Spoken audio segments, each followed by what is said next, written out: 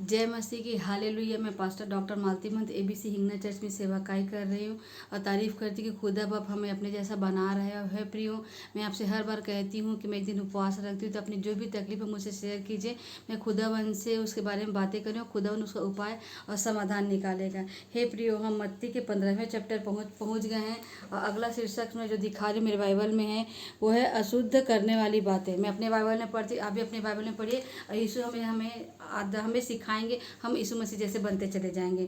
जैसे 10वें वचन में बोलता है, तब उसने लोगों को अपने पास बुलाकर उनसे कहा। मतलब यीशु मसीह दृष्टांतों द्वारा हर बात करते थे और अपने चेलों को यीशु मसीह ने बुला के कहा। आगे बोलता है, सुनो और समझो। मतलब जो मैं तुम्हें बातें बताता हूँ उसे तुम मतलब सुन रहे हो और तुम समझ भी रहे हो ना, ऐसा क्वेश्चन पूछते हैं यीशु मसीह अपने चेलों से। फिर 11वें वचन में बोलते हैं, जो मुंह में जाता है वह मनुष्य को अशुद्ध नहीं करता। मुंह में क्या जाता है प्रियो? जैसे हम जो भी खाना खाते हैं, ब्रेकफास्ट करते हैं, डिनर करते हैं, लंच करते हैं, ये हमारे मुंह में जाता है। आगे बोलते हैं, वही मनुष्य को अशुद्ध करता है। जो मुंह में जाता है वह मनुष्य अशुद्ध नहीं करता, पर जो मुंह से निकलता है वही मनुष्य को अशुद्ध करता है। मतलब कहने का प्रियो ये है, मतलब कि हम जो भी खाना खाते हैं प्रियो, उसको हम संडास के द्वारा बाहर निकाल देते हैं। ये हमें अशुद्ध नहीं करता, चाहे हम हाथ धो के खाएं चाहे ना खाएं। अभी तो ऐसा हो गया कोविड टाइम से कि सैनिटाइजर से हाथ क्लीन करिए, हम खा लेते, पर जो भी हम खाते वो हमें अशुद्ध नहीं करता। पर जो हमारे मुंह से निकलता है, हमारे जनरली इंसानों में ऐसा रहता है प्रियो कि हम किसी का भला नहीं चाहते, हमेशा हम सामने वाले के बुरा चाहते हैं। तो जो हमारे मुंह से निकलता है ना, वो हमें बुरा करता है, ऐसा यीशु मसीह सिखा रहे हैं। आगे बोलते हैं 12वें में, तब चेलों ने आकर उससे कहा, क्या तू जानता है कि फरीसियों ने यह वचन सुनकर ठोकर खाई? मतलब ये कहने का मतलब ये था कि जब यीशु मसीह के चेले जा रहे थे तो वहाँ पे कुछ तो पका था। जैसे अभी हम लोग जैसे सब्जी काटते काटते कैसे मटर खा लेते हैं, बरबट्टी खा लेते हैं, चना दाल खा लेते हैं, दाल खा लेते हैं, तो ऐसा होता है कोई जा रहे थे तो कोई उनका हाथ नहीं धोया, जो भी रास्ते में चलते चलते जो भी चीज़ मिला उसको खाते चले गए। तो फरीसी यीशु मसीह को ऐसा बोल रहे थे कि तेरे चेले कैसे हैं, ये शास्त्र का नियम फॉलो नहीं करते, हम किसी भी चीज़ को बिना हाथ धोए कैसे खा सकते हैं। पर यीशु मसीह कैसे है, जो मनों को जांचने वाला परमेश्वर है प्रियो। यही आपसे मैं सिखाना चाहती हूँ प्रियो कि यीशु मसीह जैसे हमें पवित्र बनना है। देखिए संसार में हमेशा में नेगेटिविटी मिलेगी, पर यीशु मसीह है जो हमें पवित्रता सिखाते हैं। और हम शायद पवित्र न रहें, पर जब हम इस जीवित कलाम को पढ़ेंगे तो हम यीशु मसीह जैसे पवित्र चले जाते हैं, बनते चले जाएंगे। क्योंकि उन्होंने यीशु मसीह जो परमेश्वर के इकलौता पुत्र जो उनके पास आया, उस चीज़ को उनको भास नहीं था, पर वो सांसारिक चीज़ों को देखते चले गए, पर हमेशा यीशु मसीह की गलती निकालते थे। पर यीशु मसीह संसार की बातें नहीं, यीशु मसीह जीवित पिता परमेश्वर को जो अपने डैडी से सीख के आते थे, यीशु मसीह वो बताते थे।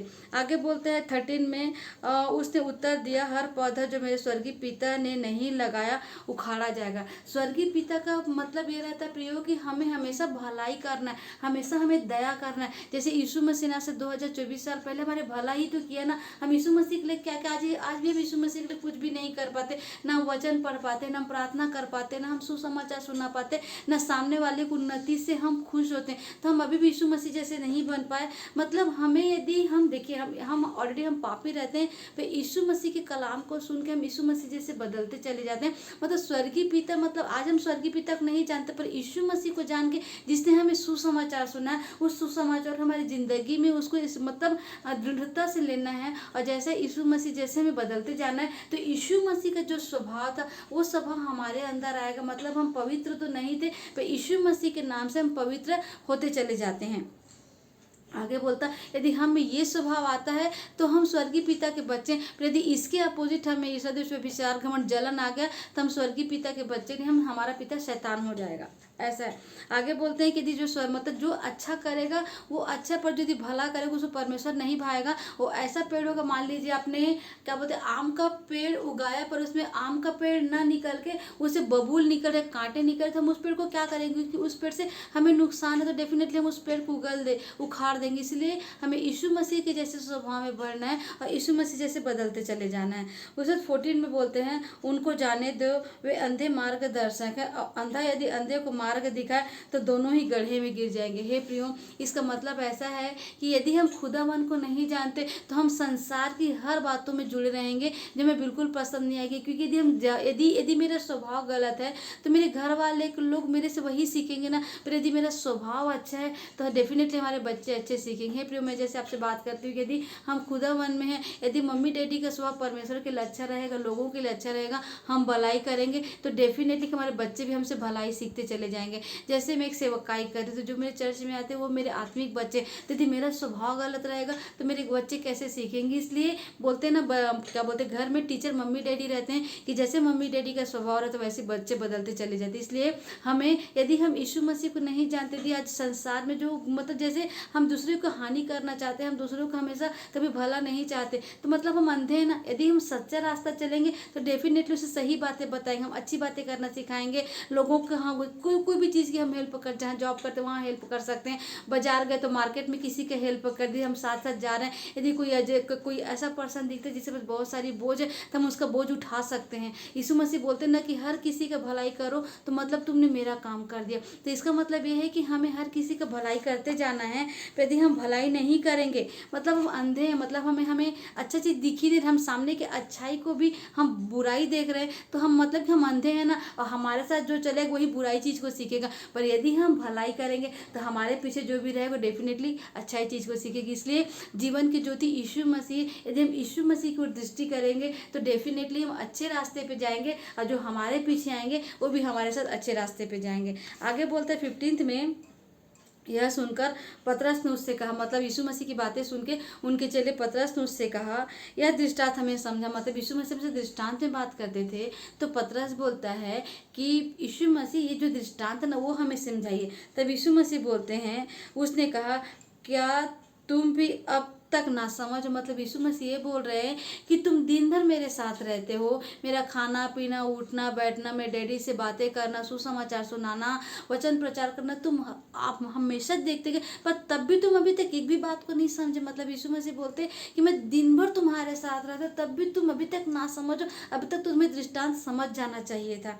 आगे बोलते हैं, क्या तुम नहीं जानते कि जो कुछ मुंह में जाता है वह पेट में पड़ता है और संडास से निकल जाती है। यही प्रियो, मैंने पहले बताया कि हम जो भी मुंह से खाते हैं वो हमें कुछ देरी, जैसे मेडिकली में बोलते 8 घंटे तक वो स्टमक में रहता है, फिर वो पाचन करके संडास द्वारा निकल जाता है। आगे बोलते हैं 18 में, पर जो कुछ मुंह से निकलता है वह मन से निकलता है, वही मनुष्य को अशुद्ध करता है। क्योंकि मनुष्य हमेशा दिन भर सोचते रहते हैं, इसलिए बोलते प्रियो कि नित्य प्रार्थना करते हो। नित्य प्रार्थना करने का ऐसा रहता है प्रियो कि हम दिन भर घुटना नहीं टेक सकते, पर हमारी लाइफ की जितनी भी बातें रहती हमें खुदावन से शेयर करना चाहिए, और खुदावन बराबर उसका उपाय और समाधान निकालेंगे। और यदि हम यीशु मसीह को नहीं सोचेंगे ना प्रियो, तो हमेशा हमारे मन में एक अलग से कश्मकश चलते रहती थी।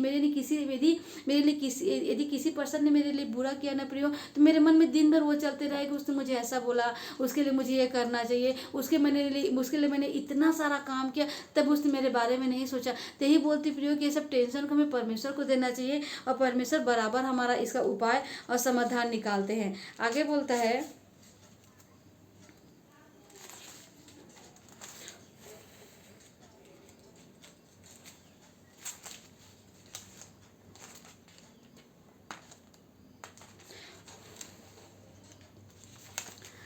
जैसे आगे बोलता है 19 में, क्योंकि बुरे विचार, हत्या, परिक्रमण, व्यभिचार, चोरी, निंदा, झूठी साक्षी निंदा मन से निकलता है। मतलब यही बोल रहे कि यदि हम अच्छा चीज़ नहीं सोचते तो हमारे मन में क्या क्या चलते रहे। जैसे बताते हैं कि क्योंकि बुरे विचार, मतलब हम किसी के लिए अच्छा विचार कभी सोच ही नहीं सकते। दूसरा बोलते हैं हत्या, मतलब यदि हम देखिए किसी को झापड़ मारना अलग होता है, पर हमें शब्दों से भी लोगों के मन के हृदय टूटते, मतलब वो भी एक प्रकार की हत्या हो गई।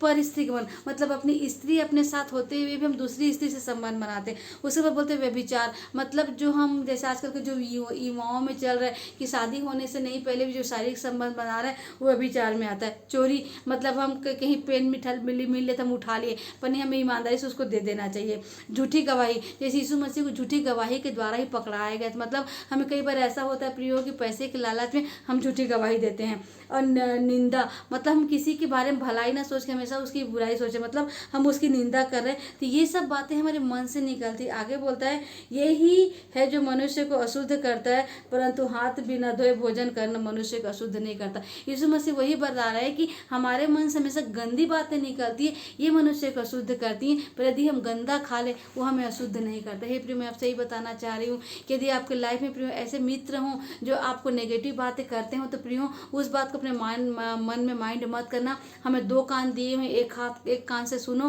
और दूसरे कान से निकाल दो। पर परमेश्वर ने हमें ये जीवित कलाम दिया है प्रियो, जीवित कलाम दिया। इसका मतलब है प्रियो कि हम जितना वचन सुन सके उस वचन को सुने और उसे पैक करके रखें। देखिएगा प्रियो, परमेश्वर ने हमें एक मुंह और दो कान दिया, मतलब हमें बोलना कम चाहिए और हमें सुनना ज़्यादा चाहिए। पर आजकल के लोग ऐसे हो गए हैं प्रियो कि सुनते बहुत ज़्यादा है, मतलब ना क्या बोलना चाहिए, बोलते बहुत ज़्यादा, सुनते बहुत कम है। इसलिए हमें इसका प्रयोग करना जो खुदावन ने भी हमें दिया कि हम बोले कम और सुने ज़्यादा। और सुने कौन सी चीज़ों को, जो खुदावन की वचन। यदि खुदावन के वचन को सुनेंगे तो हम यीशु मसीह जैसे बदलते चले जाएंगे। पर संसार की बातों के लिए बताते प्रियो कि दो कान, एक कान से सुनो दूसरे कान से निकाल दो। और तारीफ करते यीशु मसीह आप हमें अपने जैसे बनाइए और सारी आदर सारी महिमा यीशु मसीह आपको मिले। यीशु मसीह के नाम से मांगते हैं, आमीन आमीन आमीन।